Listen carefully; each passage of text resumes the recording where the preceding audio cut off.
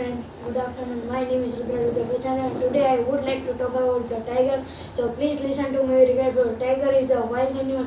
It is a strong animal. Its look is very ferocious. The tiger has a strong and muscular body. It's a bright and yellow color and black stripes. The tiger has a bright and shining eyes. It is a padded feet. It can walk or run, making without noise. The female tigers called the tigers. The tigers lives in the jungle, and the tiger eats flesh-eating animal. It is a hunt.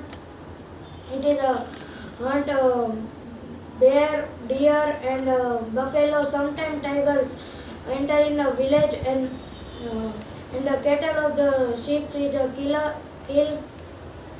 And the tiger, our national animal, it is also found jungle of the Bengal. Thank you so much.